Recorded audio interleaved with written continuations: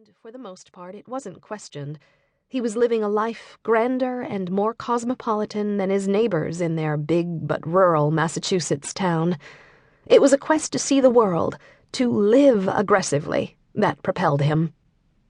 "We have always agreed that life is both grandiose and ridiculous," Carl wrote to his closest friend Bruno Klein, an old Viennese schoolmate, in December 1979. "You have always been and still are the master of this concept and this inner certainty. You laugh at the grandiose, the tragic, the heroic, and in the ridiculousness of life you see grandeur and tragedy and heroism." Carl's flight from Vienna, at age 26, 6 months after the Anschluss, when Hitler swept through the city to throbbing throngs of well-wishers, and Jewish students were expelled from schools across the city, their families banished from work in hospitals, shops, parks, daily life, their world upended, was always described to me in similar grand terms: danger, excitement, fulfillment, nothing short of remarkable. Because he actually finished his medical degree before Jews were stripped of the right to finish school, because he got out at all. And it was complete with a happily ever after ending.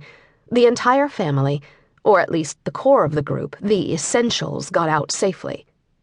The story of that escape, and the way I understood it, shaped my childhood imaginings, my nightmares, my dreams. The reality of that escape shaped his worldview. To the same Bruno he wrote in 1983, "Atheism is utterly incomprehensible to me. It is such a dry, cynical, uninformed, unfeeling, and myopic mind that cannot see and feel and imagine the beyond oneself. The energy, the majesty that profuses the cosmos, the exhilaration, the joy of life, the infinite of love, call it what you will. Why not God?" This was very my grandfather. Everything was herrlich, wonderful, superb, sublime. He was prone to bold pronouncements, would stand up at family events and command attention with philosophical meanderings. He was a bit prideful, a bit critical, entirely absorbed in the idea of the Jew in history and where he himself fit into that. I still have my bat mitzvah letter from him, welcoming me to Jewish adulthood. "As you grow and develop and encounter the world at an ever more meaningful and potent level, your awareness of this endowment will inform you, inspire you, and guide you." He closed with Hazak ve'amatz. "Be strong and of good courage," the words that Moses says to Joshua. "Be not afraid," when he realizes it will be Joshua who leads the Jews into the promised land and Moses will be left behind. His relationship to Judaism was as much practical. He had his seat in synagogue in the second row, he held court at Seder, as it was intellectual, philosophical, a game of minds and text study.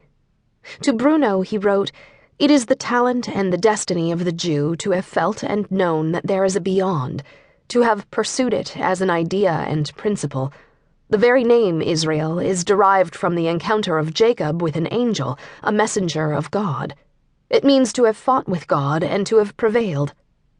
To have prevailed. It spoke to the essence of his escape, not to mention his confidence. It was some years after his death when my grandmother casually told me that she had destroyed my grandfather's personal correspondence. We were setting the table for dinner. "They sat in a filing cabinet for 60-something years," she said. "I decided that was long enough." We fought about it. "They're all in German," she said quietly, derisively. But though I hissed petulantly, "It's not a dead language," really, what was the point? There was no undoing.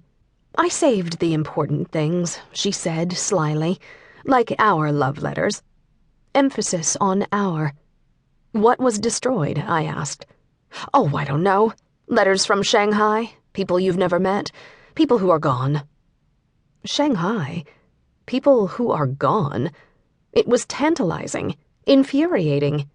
And over time it became clear that the point of her purge was, consciously or not, to preserve the myth of the spotless escape, and, in part, a carefully curated history.